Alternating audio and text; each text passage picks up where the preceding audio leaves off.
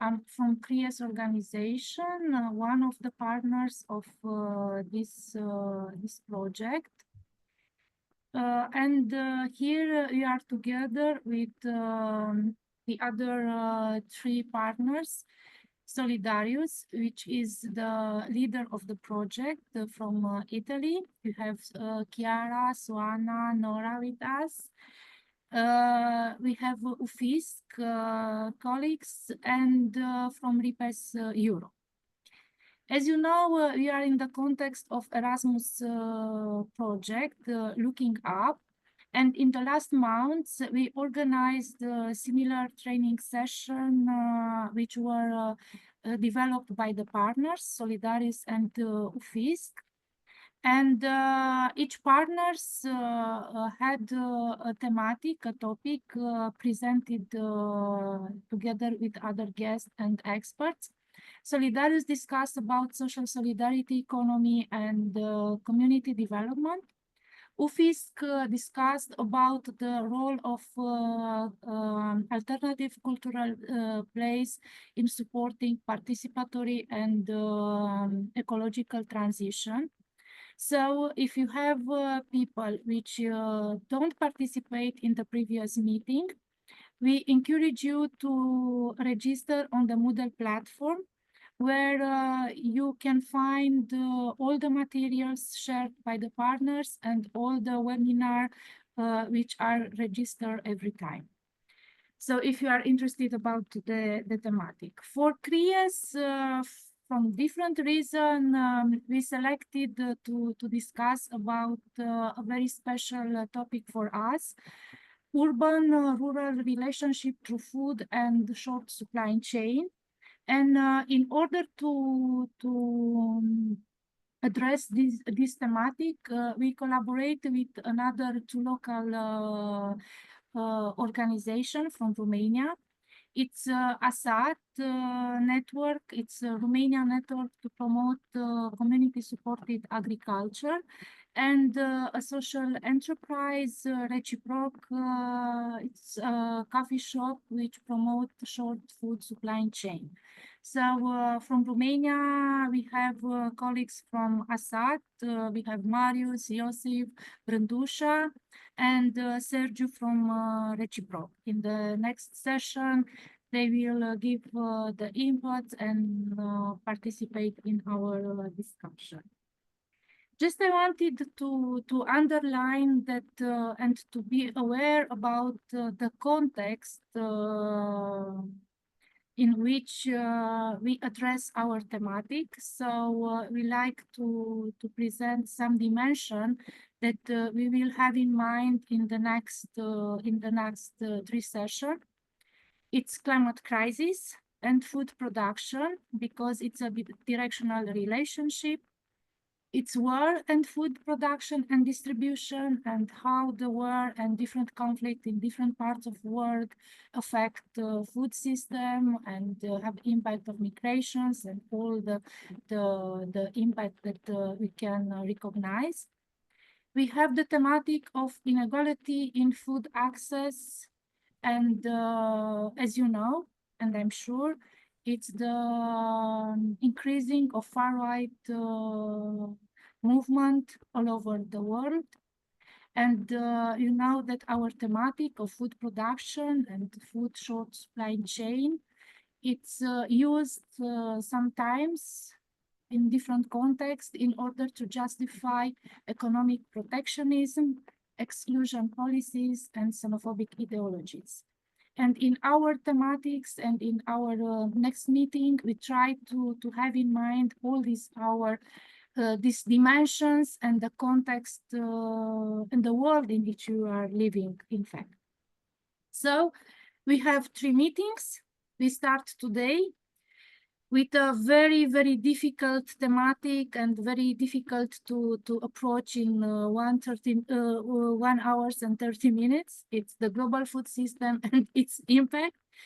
But we are sure that you find the best person that can give some input and help us to reflect on the subject.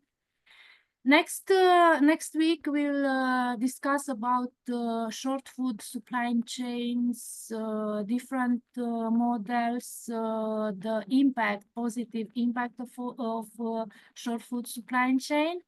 And the third session will be about different resources that you can use in order to develop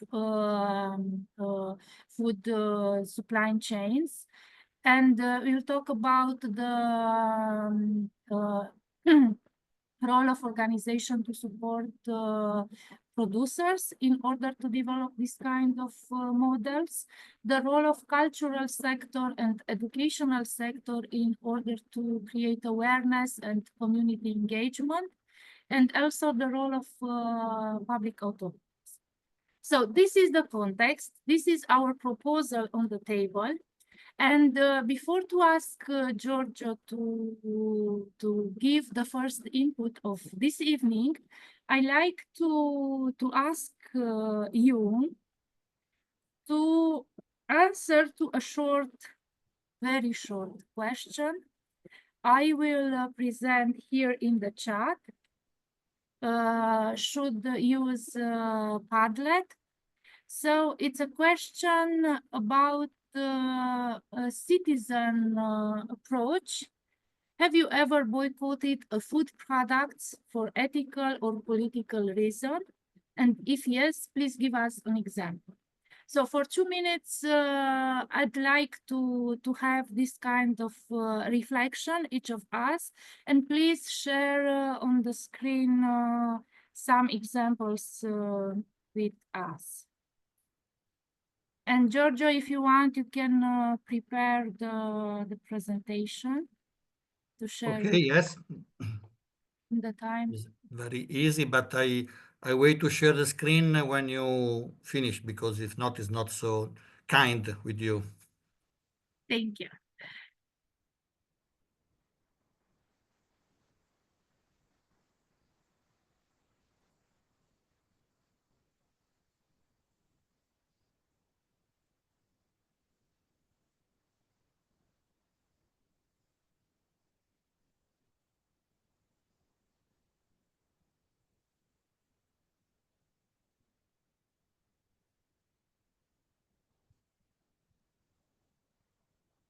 I hope that it's okay that you have access to Padlet. Okay, Nora already answered.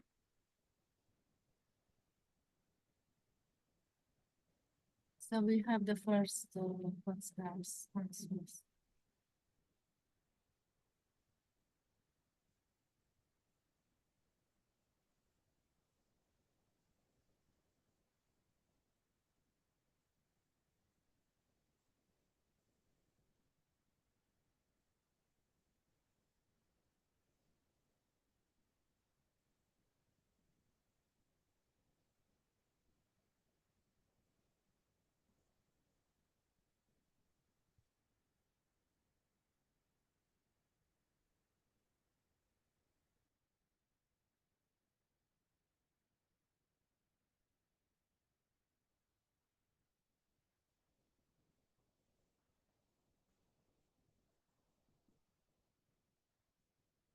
I can see that we see some companies which promote sustainability in Europe in this moment.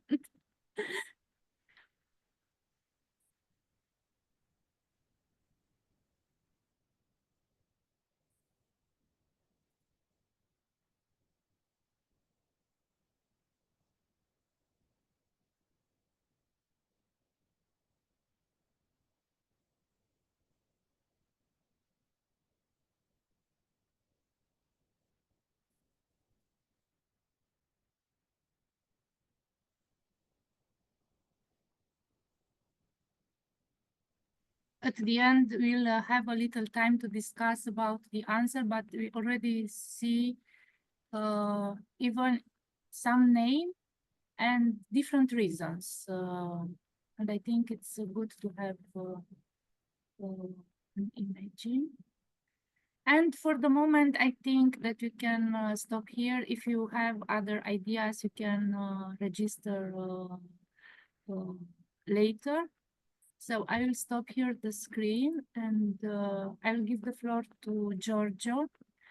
As I said, it's a very happy moment for us to meet again in this context. And I will let Giorgio to present himself and to start the first input of the evening. Thank you, Giorgio, to be with us. Yes, thank you to Michaela, to you, to Sergio, and to Chris to invite me. It's an honor to me, and I'm really happy to be again with you. Very short about me is almost 30 years that I work in and I collaborate with Fairtrade International Cooperation Project, mainly in Latin America and Asia, and Solidarity Economy, and in contact mainly with food and small producers, Fairtrade or Solidarity Economy in general, at international level, I mean. My historical organization has been Altromercato in Italy, with which I still collaborate. But I have also spent also some more than 10 years in WFTO context, that is the World Fair Trade Organization, is the historical fair trade organization at world at world level. So, going directly to the issue, as Michaela said, is a very complex issue, the global food system, and also because I'm sure that you or many among you will know more or less what I will tell you. So my aim is to try to systematize some information in order to share some critical point with you with regard to the historical development of the global food system and what is the most important factor about the current era, the current time. There will be also some minutes for some question or debates, Michaela. So I will stop the first part of my speech in more or less 20 minutes. Please, Michaela, push me directly if I go beyond. No problem to stop and to restart later. So is a very big issue. So I try to split it in 3 or 4 small chapters in order to concentrate my presentation in this points. And the starting point is very easy. That sorry, because I have to. Okay. Now I see all the screen, but maybe you don't see the presentation. Okay. Now please tell me, are you looking for are you seeing the full screen, I suppose, right? Yes. Okay. Okay. Thank you.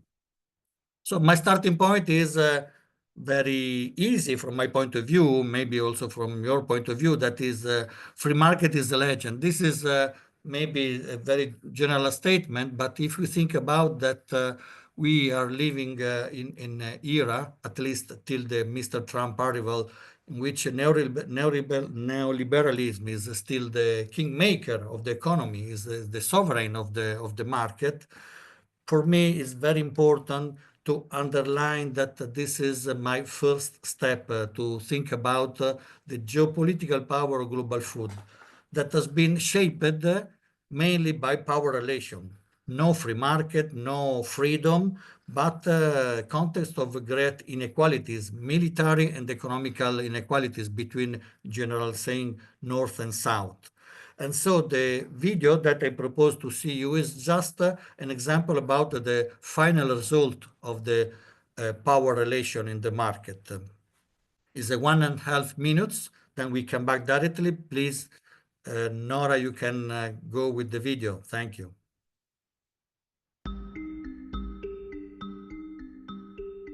It was really a gold mine.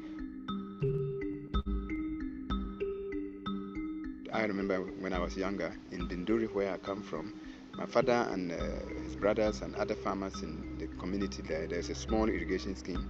They were producing a variety of tomato called the Roma. And they were making good money.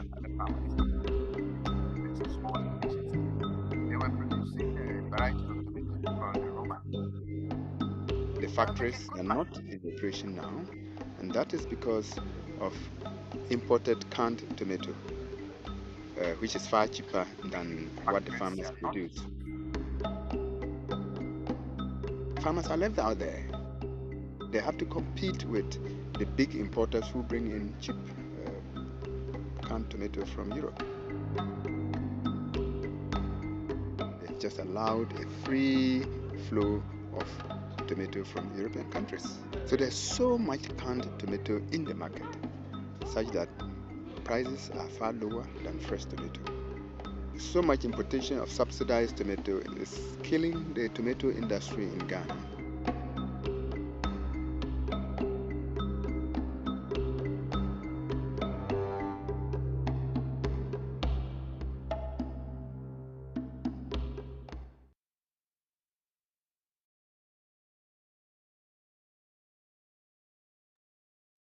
Okay, Giorgio, you can go on. But your mic is off. You can switch on the microphone. Okay, could you Yeah, hear me perfect. again? Yep. Okay, thank you. So what we have seen is something that, in my opinion, is very, very spectacular result of the power relation in the market. Italian tomatoes are sold every day in Africa and West Africa, not only, and that are cheaper than the local production. We will come back on this point, on this issue later on, but this is just to start with where we are with the free market and the global food system. Oh, I try to go ahead. What's happened? Sorry.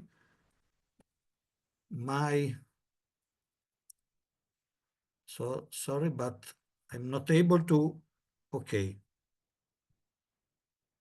Okay. Did you have seen to move my slides, I suppose? Yes. Okay, sorry.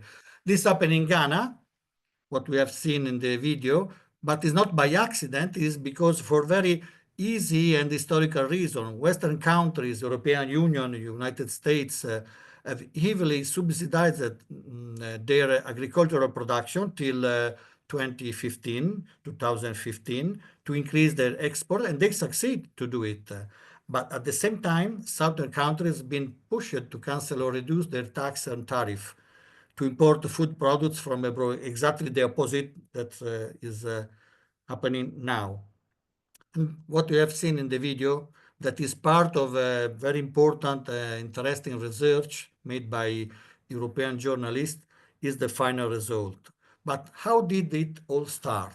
When it started, it is possible to find an historical moment when the first steps toward this reality started. Yes, in my opinion, yes, because we can identify, of course, the colonial era as the starting point of the current global food system, and particularly the establishment of the British East India Company and the Dutch United East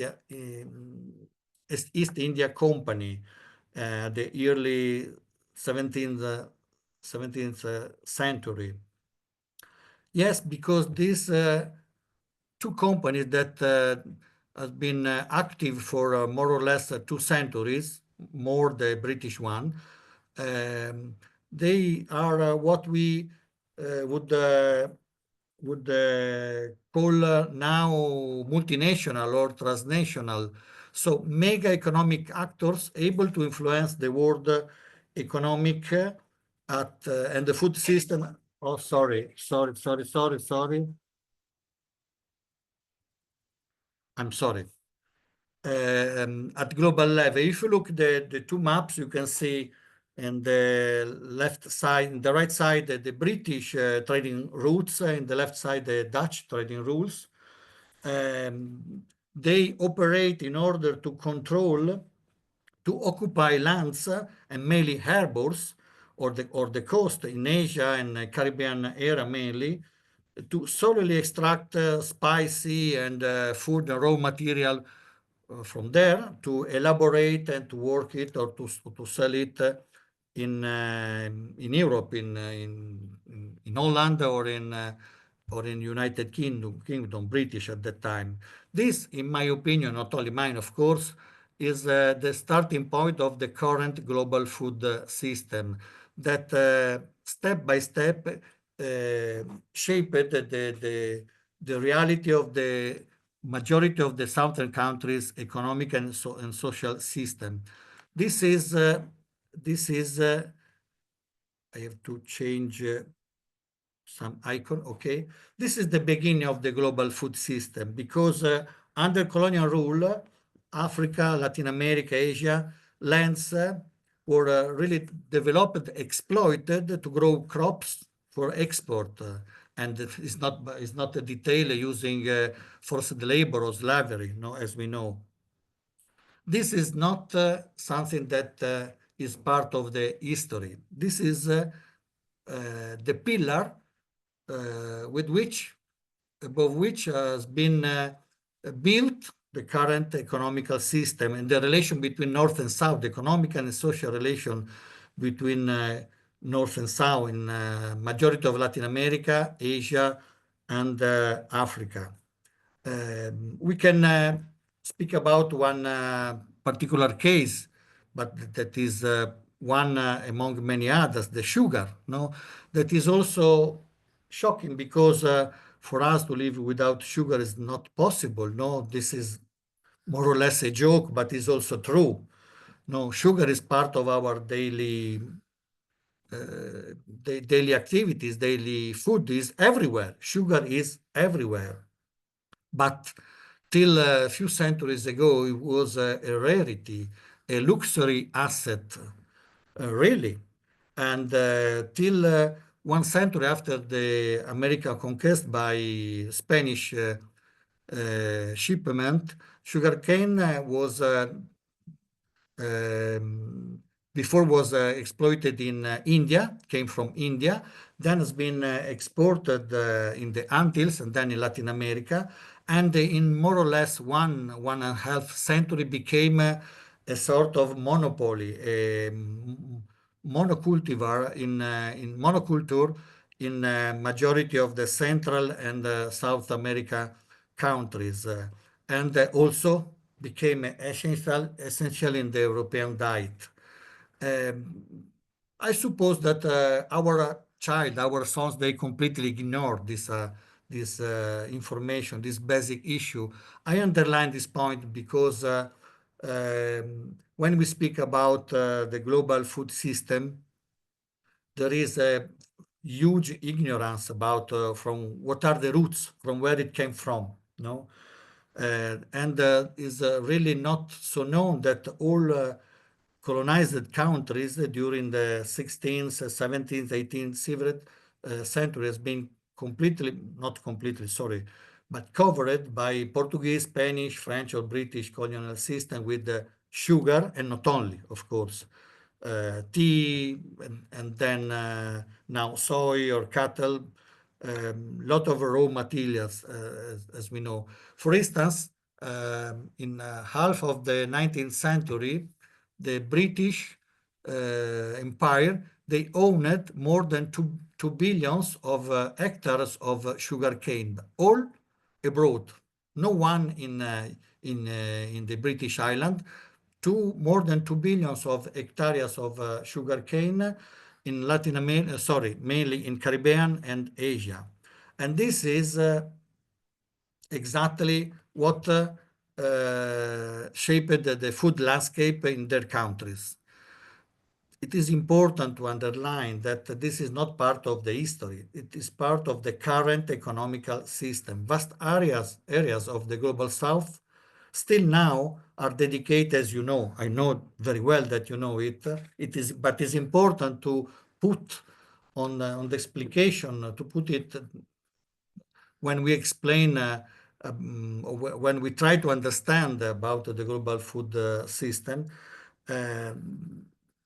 that coffee, tea, cacao, cotton, tobacco, palm oil, fruits, vegetables, and now soy, meat are the dominant cultural and economic roots in the majority of the southern country.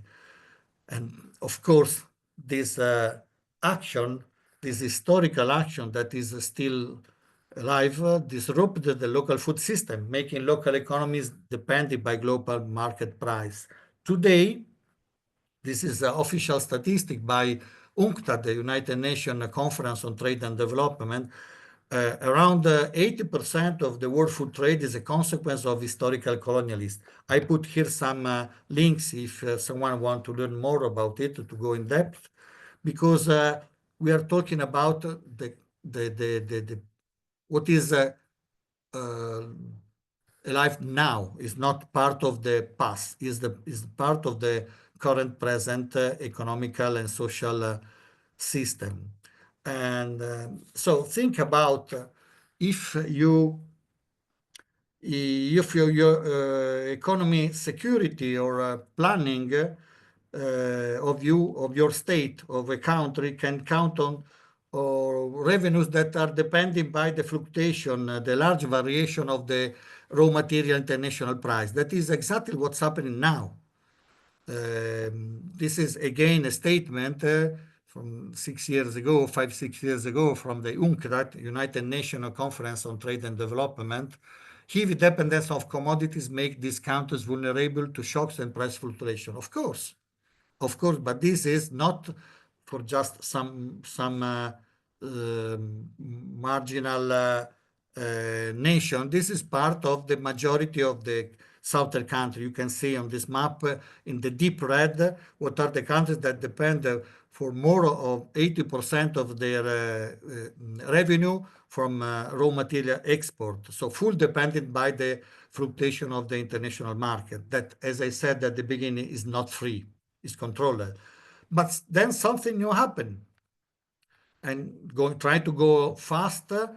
The new colonial approach, what I can call the new colonial approach to the last century, is added to other important factors to these historical roots that the southern countries were pushed in the previous decades to increase export commodities, to get dollars to pay their debts, and to open the markets.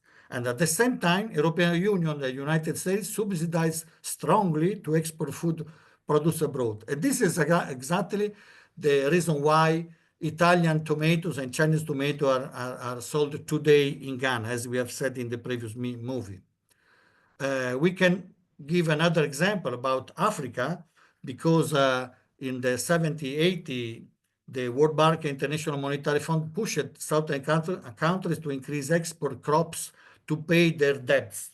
And think about that in Sahel countries, in the South Sahara countries that are among the poorest countries at world level, at the early 70s, it's happened a very important drought with a lot of people, thousands of people died.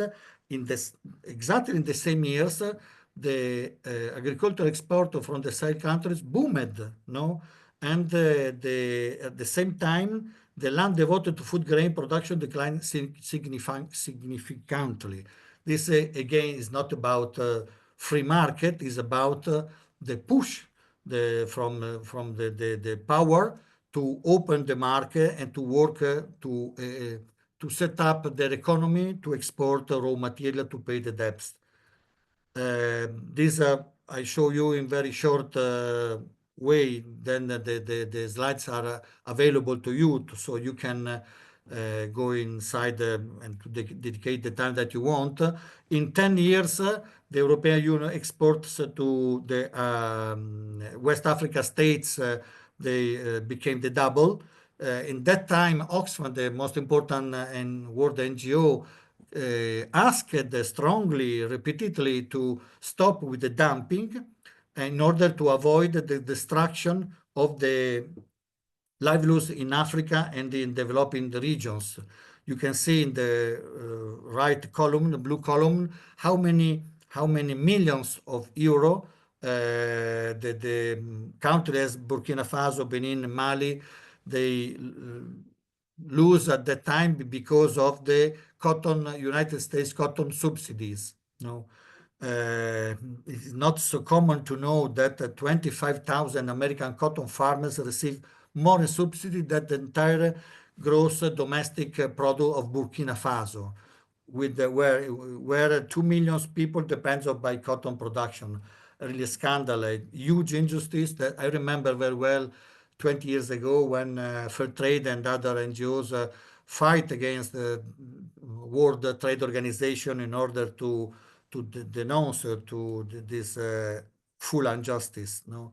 And after 2015, WTO, World Trade Organization, they finally stopped with the subsidies, but subsidies are still there. You can see in these statistics made by the Economic International Organization for Cooperation and Development, the financial support given by country for to support the food production and also food production. First one is from far United States, then European Union, so on. So situation is different, but more or less the same than before.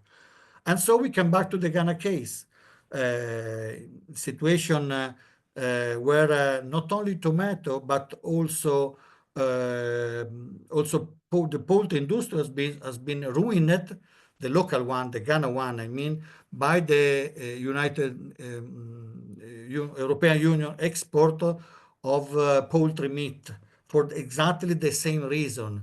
2 years ago, Netherlands, 1.5 years ago, exported a huge amount of poultry meat into Ghana.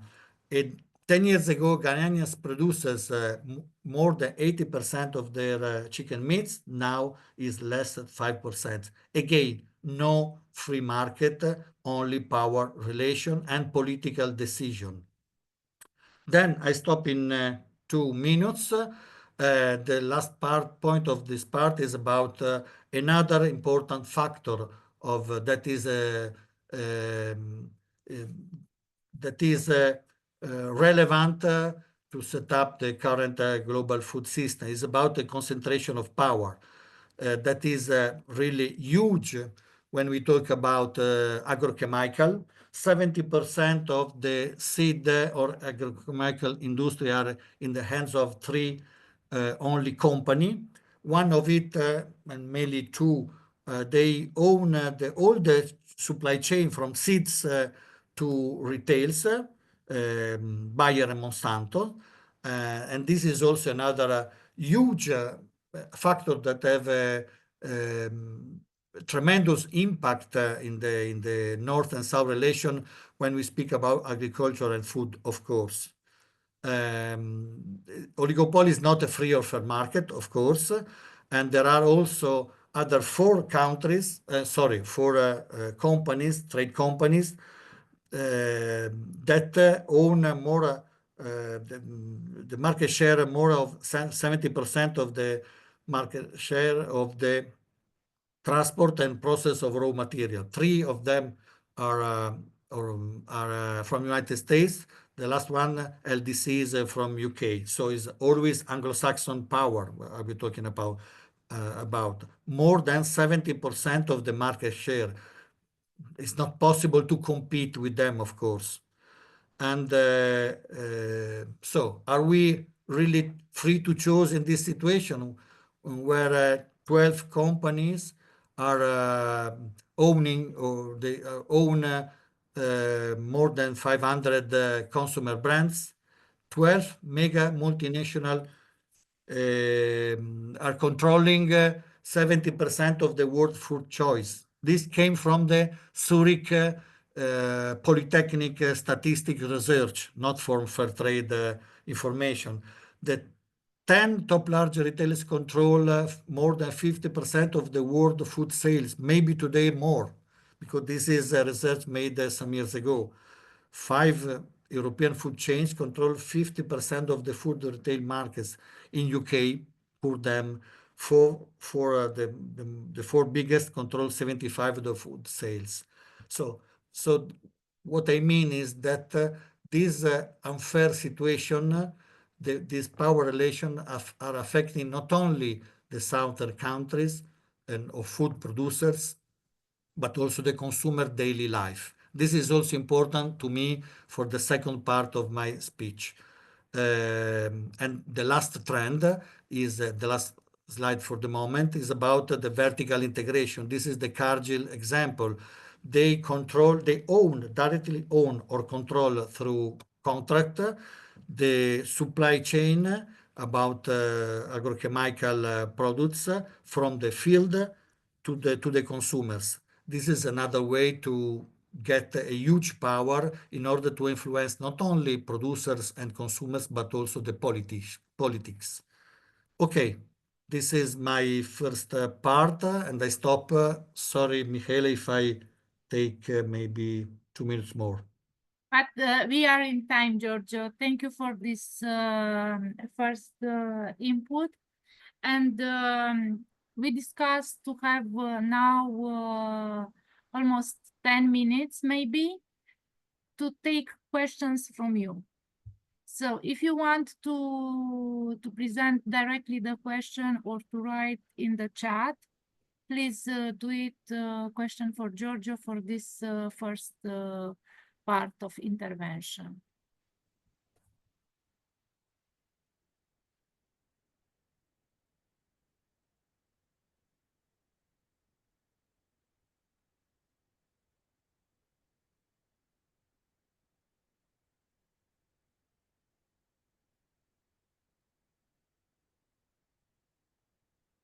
So you can address directly or to write on the chat.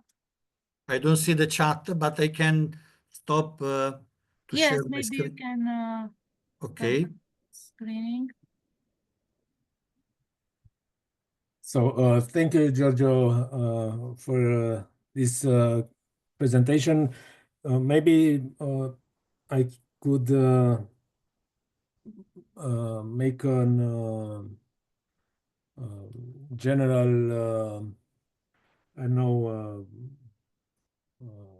value. I think it's like this presentation allows us to acknowledge our privilege or many privileges we have as Europeans and also beneficiaries of this status quo in the end, because as you very well underlined, it's a very strong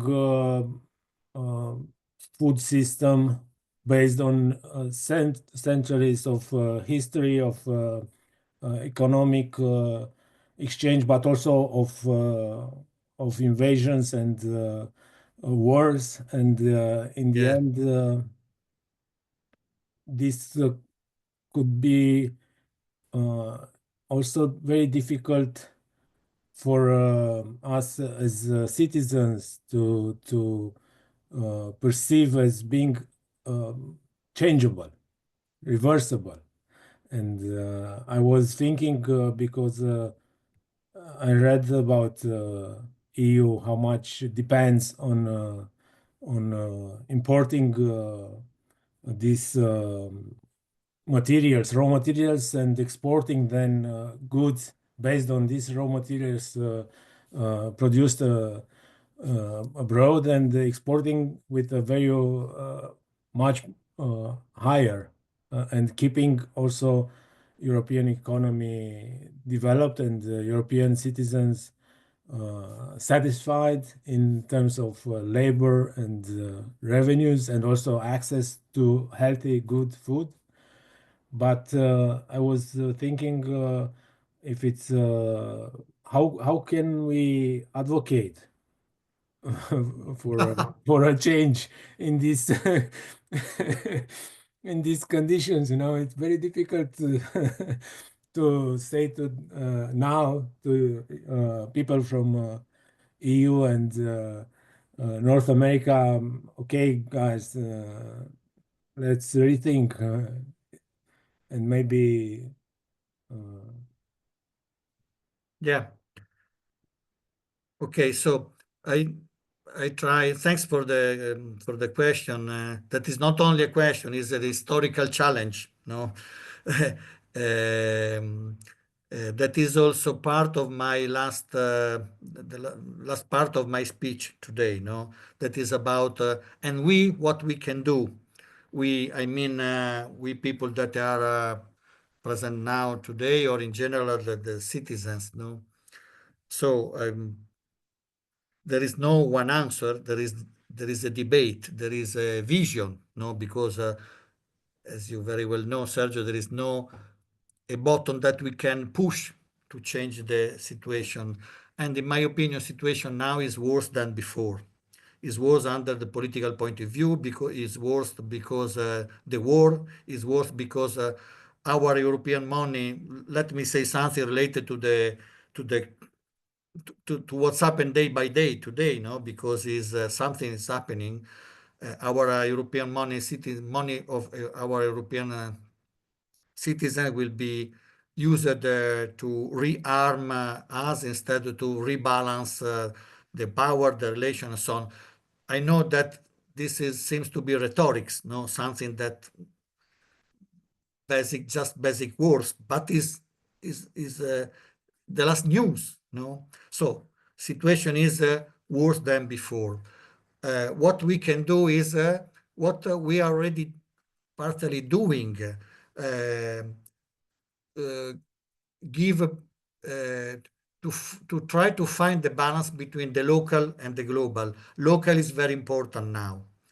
To act at local level, not to reject the global level. I think that we have to always look what's happened in the other side of the sea, and to don't forget the link with our partners in the south. But it's time to enlighten the fire, no, in order to follow with the local production, with organics, with fair trades, with sustainability in general. Also because now, and the same will happen today and after today, our politicians are completely out of the vision regarding justice, climate justice, or to rebalance the relation between North and South. So it's up to us, local citizens, local organization, to keep the light go ahead. No, so I don't say that small is better. Small, the hope is in the small now. In the local, small means local to me. That is not exactly the same, no, because Kries is local, but could have maybe tomorrow could become a major of Timisoara, maybe you or Michael. Let me joke, no, but really, local is not small. Local is to have a roots and to speak with the people. Because what is to me, what is more challenging to me is not about Mr. Trump or von der Leyen or the big politician. It's about our colleagues. Is about the votes of our colleagues on the bus at work level, the friends of our childs, maybe also our childs. This is really, in my opinion, most important, because the votes of the people or people that don't vote, there is part of the power there. And is our role is more easier to us to speak with them instead to speak with Mr. von der Leyen tomorrow. It's not an answer, it's not a solution, but I think is a step by step, brick by brick, is a hard moment. We have to not to survive. I'm not so negative, of course, but we have to keep our strength in order to go ahead. Then part of the answer, not answer, part of my presentation, next presentation, it came back on the same issue. Okay? Thank you. We have two questions in the chat, Giorgio. One Yeah. question from Brandusha, but I think it's a little bit similar what Sergio said, but just to have a look if you wanted to add Yes, something. I'm going in. So Brindusa, sorry if I don't pronounce It's well your name. Brandusha Brindusha, that is from?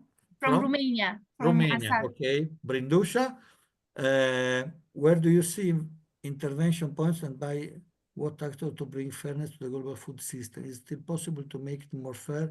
Yes, I think that is still possible. Of course, is as I said before, situation is worse than before, but fair trade is still there. Organic is increasing, and our organization are still working.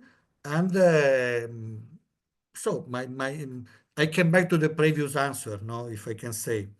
The second one is what should we do is from Marius, maybe again from Romania.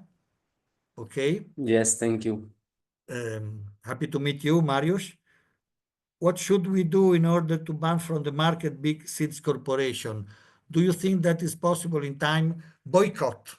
Boycott means vote with the wallet. That is my last slides. Vote with the wallet. I hope that you understand. No, that is not an official boycott process. It's a personal behavior. It's a personal choice. We do it every day. Every day we choose what kind of products we have to buy. Is enough. I'm sure that for you this is not new, of course, but this is my answer, not to you, but to in general.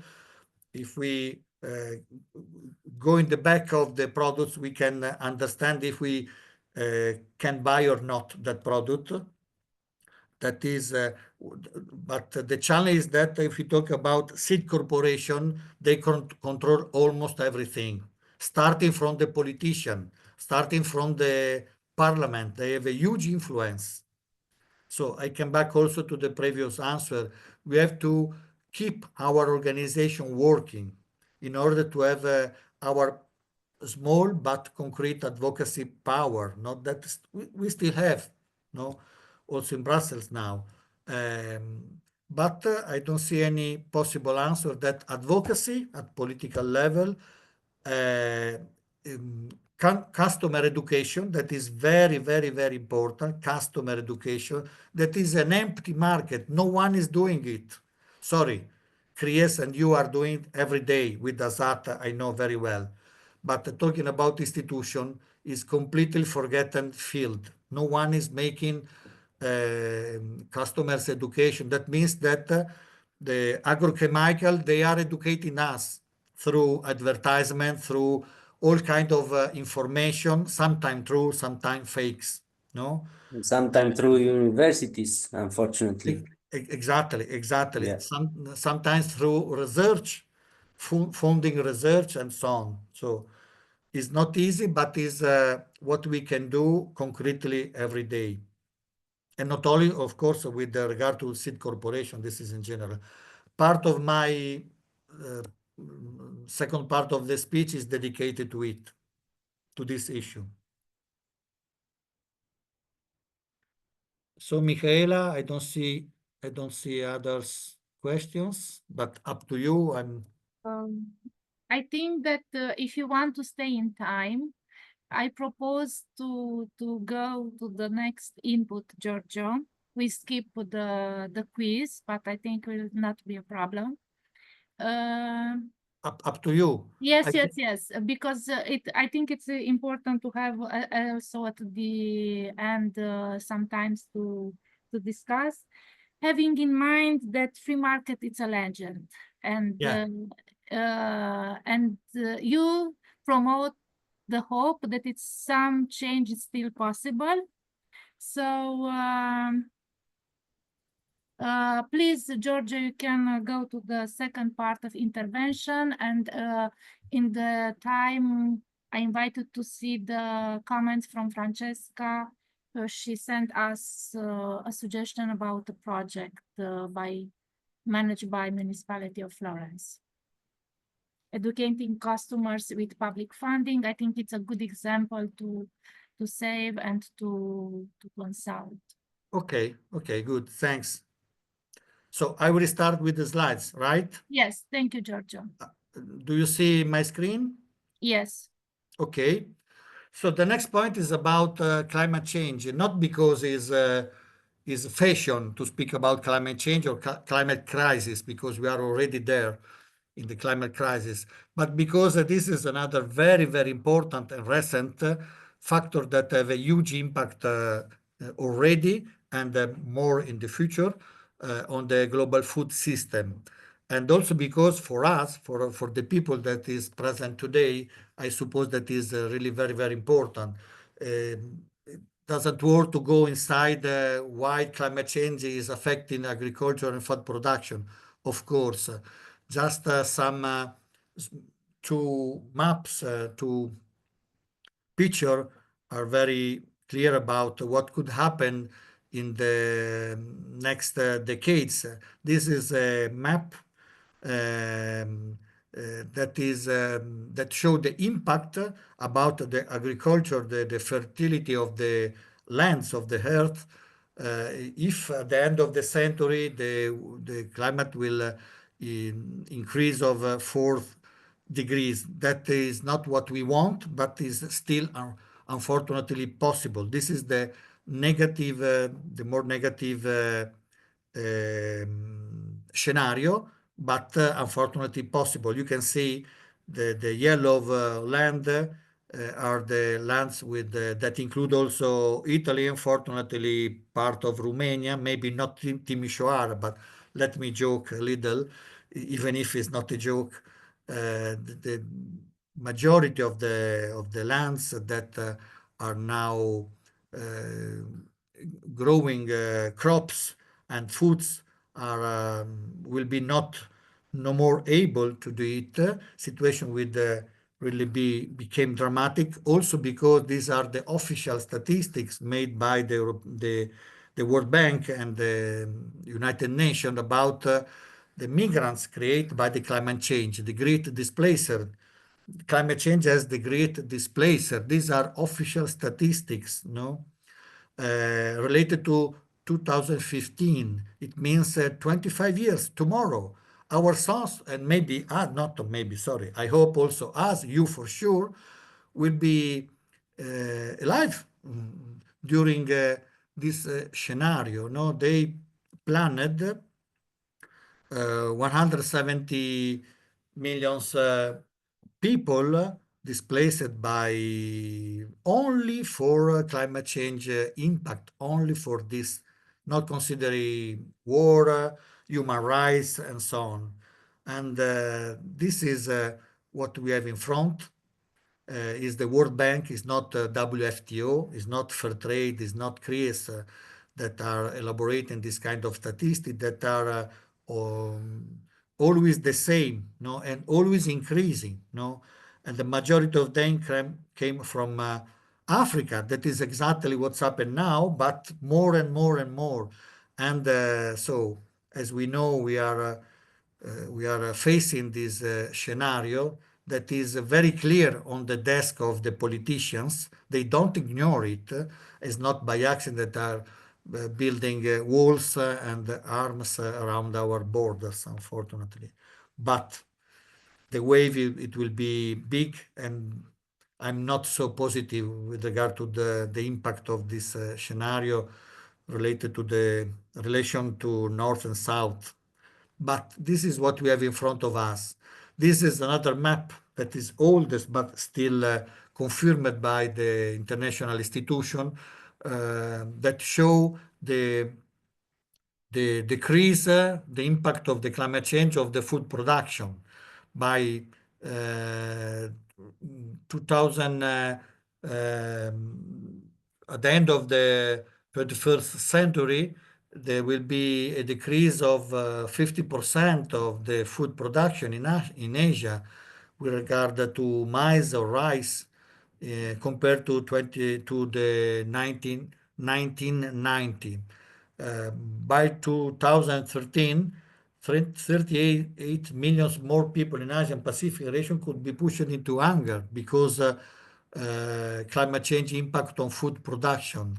And we have already a lot of examples. This is something that's happened now, yesterday, today, and tomorrow in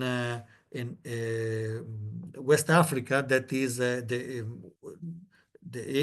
area among the most poorest country at world level. No, Benin, Côte d'Ivoire is in French, Ivory Coast in English, and so on. This is what's happening now.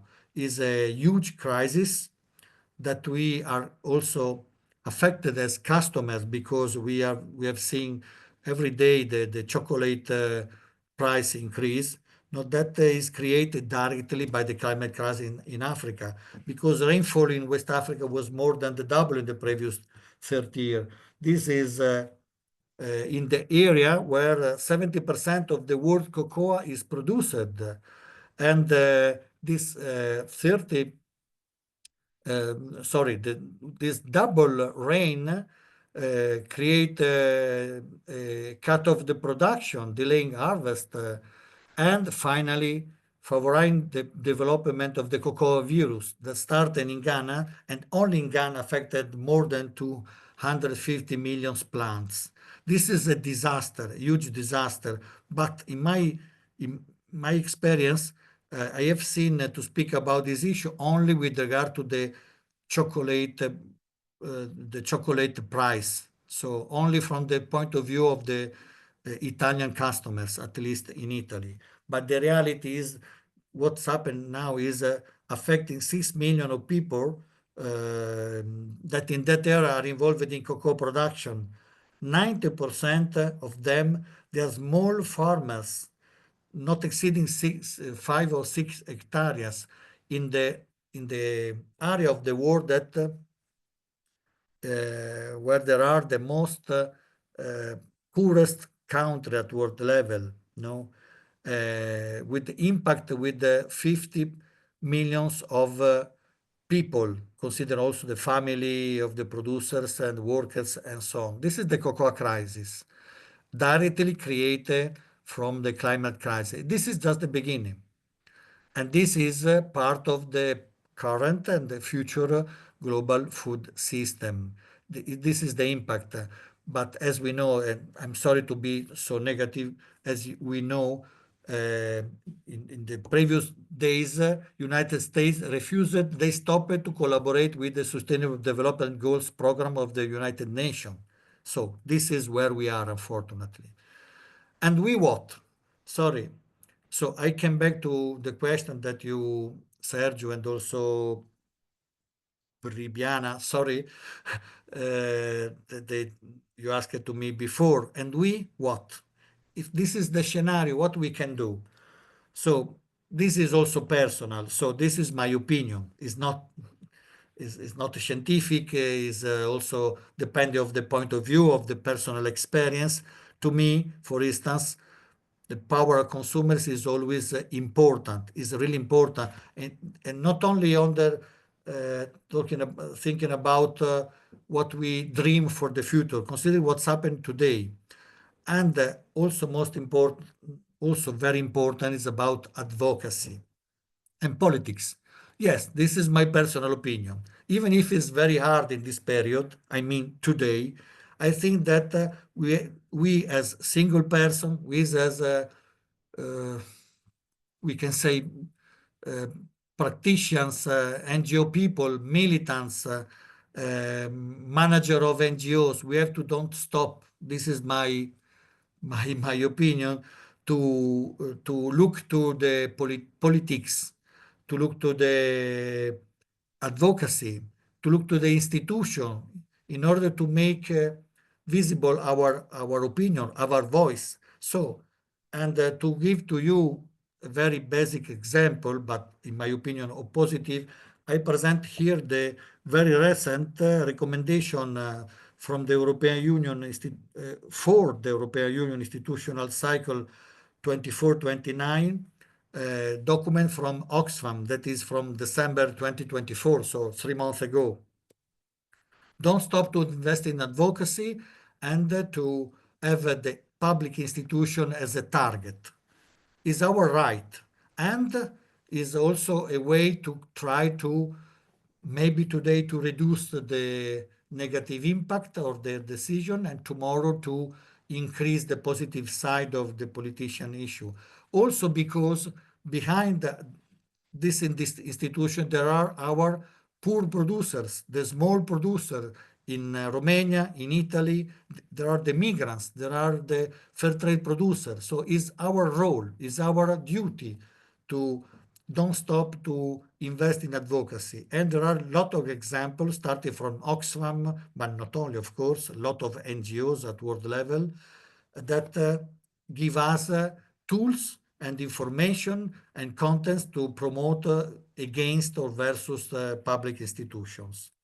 Then vote with our wallet. Vote with our wallet, as that is not only to boycott, as I answered before, to comment on before, but is also part of our identity. Is have to be part of our identity card, not only to boycott someone, but also to choose the best that is possible. Vote the impact of the vote with our wallet is not a dream, in my opinion, because the organic food case is clearly there to show us that we customers, we have some power also today and also tomorrow. Even if Mr. Trump and other politicians are still there, what we can show is that our day by day choose make the difference. The organic food case is very spectacular historical case that show us that the what's happened in the food industry has been driven by a strong orientation in customer choices. I remember very well 30 years ago when I started to make advertisement for organic referendum in Italy, going with Lega Ambiente, the Italian environmental strong organization, and WWF and other environmental association to advocate for organic foods. At that time, 30 years ago, in the 90s, nobody knows about it. And all public newspaper, big newspapers speak that no, organics is terrible, no way to have to produce enough food with organic system and so on. Now situation is really different. In 20 years, the production, the worldwide production organic grown from $18 billion to about 134 and more billions in 2022. And in Italy, the last year, the organic sales grown 50% compared to the previous year. It's not a huge increase, but it's still there. And so this is not only because of politicians, it's because of us, I mean customer, because of the pioneers and because of that what it was 30 years ago a dream, just a matter of some vanguards, now is part of the daily activity in our countries, and not only, also in India, in Latin America, and so on. So vote with the wallet have some concrete impact. We have to bear in mind it. And if I go ahead, I'm sorry, because I don't know why. Okay, sorry. The last two slides. So fair trade is another food consumer power example. Even if we are suffering as fair trader at world level, not in Italy, but not only in Italy, I mean, in general, we are more or less stagnant now, but with some good figures coming from last year, at least for my organization, Altro Mercato. But because COVID has been there, the impact of the war, the huge increase of the energy cost at international level. So we had all kind of negative impact in the last 5 years. But if you look in the previous 20 years or 15 years, we can see here a huge increase of sales of fair trade impact in Europe and not only in Italy. This is at world level, no, that show the trends, the positive trends at world level of the fair trade sales. And this again came not by some politician, not by some president or some political party, but by us, directly by us. Customer education, quality of products, of course, and be every day there to speak about climate change and justice, inequality and unfairness of the global food system, as we are talking today. And this is the result. So again, vote with the wallet. Customer power is not a dream, is something concrete in practice, is a tool that we are already using, of course, but that we can educate people to use it. And this is my last slide. So I hope that we save time for question, debate, or I'm curious also about your opinion. This is doesn't work to go through these 10 points. It's just an example to you and to your friends, your family, your peoples that vote with the wallet have some rules, some proposal. There are already lot of experience, lot of action made by organization all over the world. You can find it sure also in Romania and of course in Italy, in United States, and also in India, also in Kenya, also in South Africa. I'm talking about concrete experiences that I know there. And just to conclude my speech, is important to underline that vote customer power or vote with our wallet is not exactly the same that boycott. In my opinion, is boycott is part of it, but is larger, is only about positive action, is about identity. We can choose. The market is not free, but we can choose. This is my arrival point, considering from where I started 1 hour ago. There is no freedom in the market.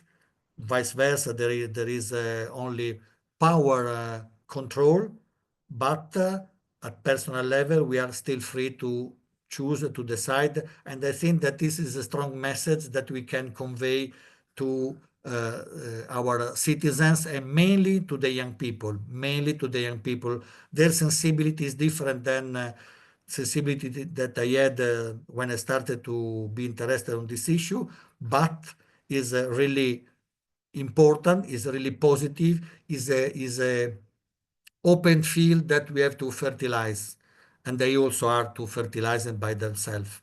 Okay, thanks. I stop here. And I stop my sharing screen. Thank you so much, Giorgio, for this effort to put all together this information and to help us to have this larger vision. So I want to ask you if you have comments, questions, remarks, things to share with us regarding the first part or the second part of intervention made by Giorgio. You can do it directly to address, please, Lord. Yes, thank you very much for the presentation and elements. My question, and I think it's a common question that comes each time, it's the question of how do we give consumers equal access to local fair trade goods in a sense of for example, prices, but also time or the need for people sometimes to go to different places, which means having access to mobility, time, So that's also my question, because it's so inscribed also in habits, because sometimes it's more difficult for some. It's not always a choice of wallet and a choice of and I know that there's also not in every place's public policies to help that development as well. For example, to help fair trade enterprises or associations to be able to also defend what they're doing and survive in itself. So that's my comment question of how do we do with that question of equal access. Okay, so Lori, Laure, Lore, Laura. are you from? France. Okay, France. Okay, so in the first part of your question comments, I understood that you asked to me how to access to fair trade products. So the issue was about how to get it. But then I understand that is different. It's most a question of I question the fact of, do we all have equal access? Because some people can be constrained by price, Okay, but okay, I also understand. having the time to be able to go to Okay. certain places and have access to those Okay. goods. Yes, okay. The issue is about price, but also availability, and also that, for instance, there are not so. This is an issue that I have in mind since a long time. Fair trade have not so many products for young people, for instance, no. So there are many possible obstacles, no, to be a fair customers, no. So. Two or maybe 3 points in order to at least not answer, but to comment, to give you a feedback. First, price is always a problem. And I live in a country, Italy, that is declining. The customer, the economic power of the customer in our hand is declining. So price is an issue. Not for fair trade the products, but for the common products, for bread is an issue. Poverty is increasing in Italy. 10% of our population is declared poor officially by official governmental statistics. So price is an issue. At the same time, please don't. I'm zero idea or will from my side to be provocative, of course, but the same official statistics at European level, the Eurobarometer, that is the statistic tool of the European Union, tell us that only the 70% of the European citizens' average money goes to food. The European citizens spend, we in Italy, in my town, spend more for services, for tourism and others than food. So price is an issue, but if you are talking about the average European average customer, sorry, I know that behind this average there are the richest and the poor, and the inequality is always growing. So the average is just a tool to speak about. It's not a fact concrete, but it is. I see around me in my town that this is the reality. No, price is an issue, but there is money to choose. But we can choose. So that's why I say I'm saying this, because education is the tool, is the key. Education is the key. And if no money for fair trade, or fair trade is not available around me, I come back to the debate that I made with Sergio and Michaela 12 years ago. No fair trade, local products. No local products, small producers. no small producers, no transnational. Do you understand me? We can apply ethical criteria to all kind of products, even if the fair trade products are not available, or if I have no money for fair trade products. Okay, I can understand, is an issue. I can apply my identity, my ethical identity, if I have 1 cent in my pocket, of course. If no money, of course, I raise my hand. No, this is another issue, is another field.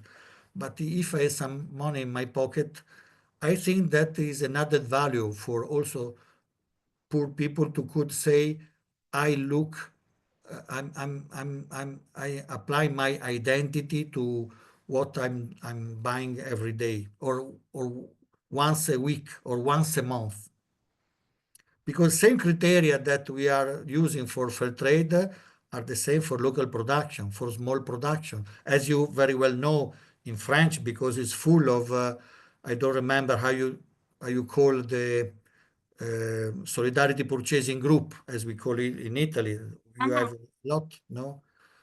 The ASAT, no, ASAT is in Romania. Okay, but anyway, so I think that our role in as fair trader is to develop quality products, looking not only for Christmas gift, but only for common citizens. This is our job. It's not easy. It's not easy. And not only thinking about cocoa. No, I think that there are a lot of positive example in Europe, in Italy, in France, and not only, because if you go in a fair trade shop, you don't find only classical fair trade products there. In Italy and also in France, I know you find also local production, sustainable energy. There is the link to go through sustainable energy provider. And so, again, there is no one answer, there is no solution, but there is a cultural approach. If we have clear in mind what is our aim, fair trade or not fair trade, we can find how to apply it. At least this is my understanding. Thank you, Lord. Thank you, Giorgio, for reflection. I remember for our previous discussion, something that stay with me, stay in my mind. Ethical thinking is a continuous exercise. You told us 15 years ago. So you still have time for one questions, observation, reflection. Please don't hesitate to take the chance. Also different opinion. Of course.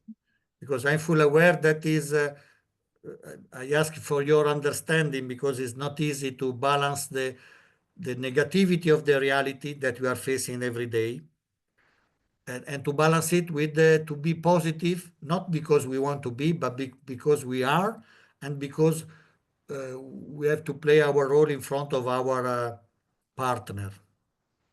We can't stop. We can't stop. I don't have a question, but more a comment. In terms of, I really agree with what you said about sourcing local goods, and there are lots of. I'm lucky. I live in the countryside, so we have lots of access to local produce. And it was something that I can't remember who had it. It's Sarah, the intervenant from one of the other Looking Up Tuesday. She says that a good way to encourage people into shared spaces is through food. And I think one of the big problems that I notice about people who don't have a lot of money is they don't necessarily have skills in cookery. So they don't know how to transform produce into dishes easily and affordably and tastily. So I think an action that we really try and put in place is more cookery classes and giving people the tools to take the initial produce and transform them into something that they can that replaces the multinational products. Yeah. And again, organic and fair trade products, even if fair trade, we have some problems, as I said before. So, but organic history is something that tell us that is possible. That is possible because, again, the result that we have today, even if there are problems, someone is trying to change the organic criteria. Supermarket, they put their shadow there, of course, but the result is something that 30 years ago I can't imagine 30 years ago about the where we are today. To understand me, so it worth to use the food and the link with the health and with the way of life as a education tools with the common people, let me say, between brackets. And young people that are suffering a lot. Very recent research in Italy, survey in Italy, discovered what we already know. 1/3 of our young people, less than 12 years old, they are, sorry, not fat. There is another English word. They are Obese. exactly 1/3. So this is another motivation to speak about food. Not in egoistic way, because if we forgot our partner in the south, this is really the worst scenario that is possible. Think about Northern Liga or Sovereignty Party and so on. Sorry, this is another history. So we have a comment, Giorgio, in the chat. So we need more than vote with the ballot in order to have a critical mass, and you are aware about it. But I agree. Having in mind, and Simonetta shared with us a link. Simonetta, if you want to tell it's what about it, and we close for the moment the session question. Okay, thank you, Michaela, and nice to see you again. Well, I have sent you in the chat a file with something we are experiencing now here in Italy. I am from Bergamo, so northern part of Italy, which is the participatory guarantee system. Is an experience from bottom-up experience, and is linked to my comment, previous comment.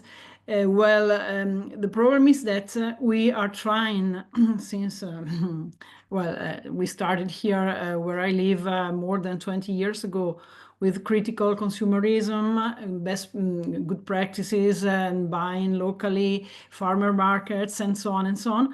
But it is always a small part of the citizenship which is interested in taking part.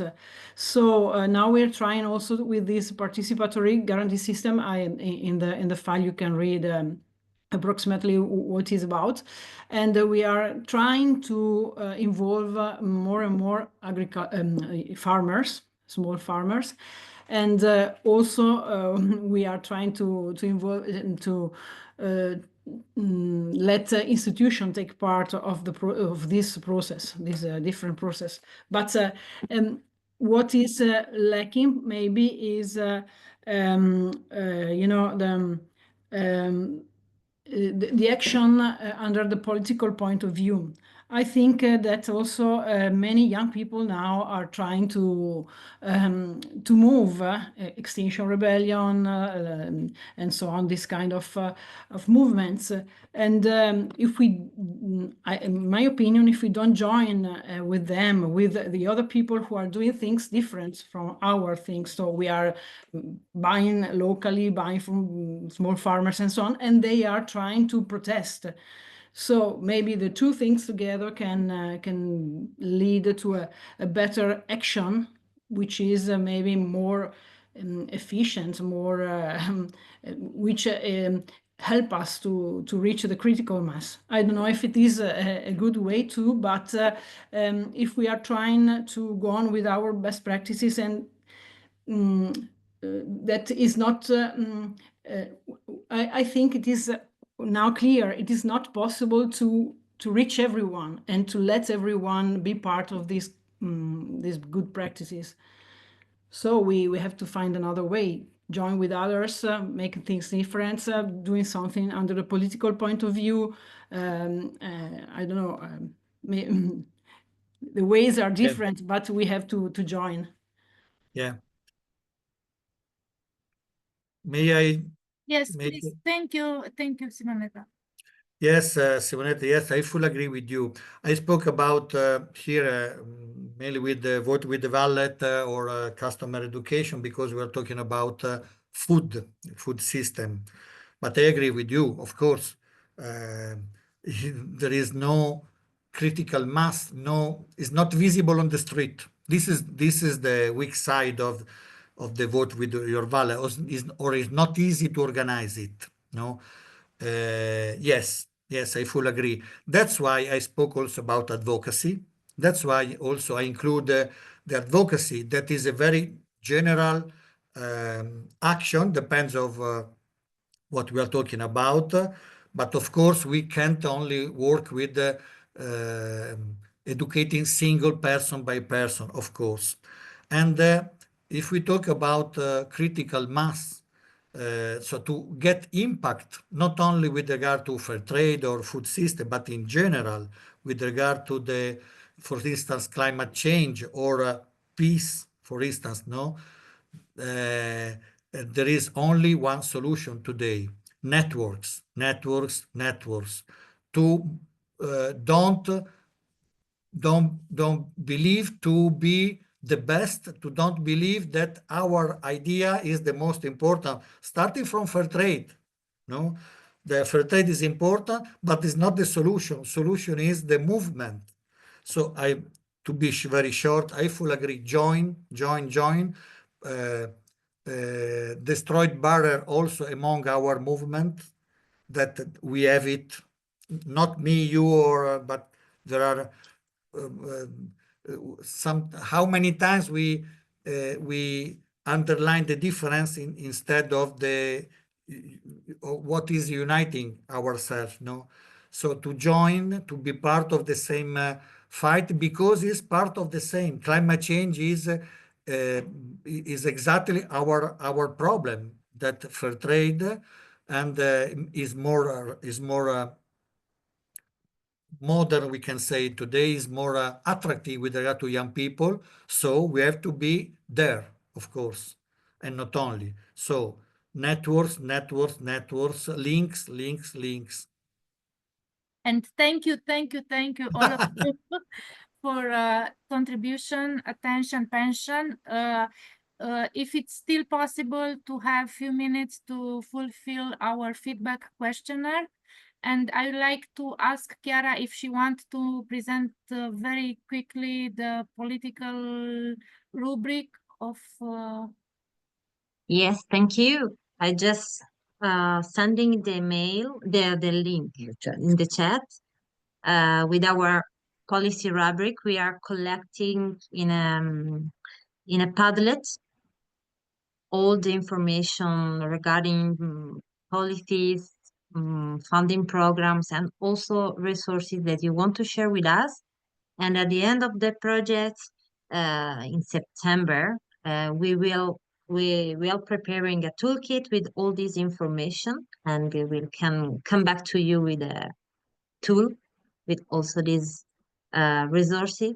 So please contribute in this collective gathering. I will share the link. Thank you. Okay, thank you, Chiara. And also I will put on the chat the link to the questionnaire. It's a very short feedback questionnaire. Please, before to leave the meeting, to fulfill and give us some inputs about today interaction. And thank you again for Giorgio for contribution, reflection, and all of you for all questions, observation that you made.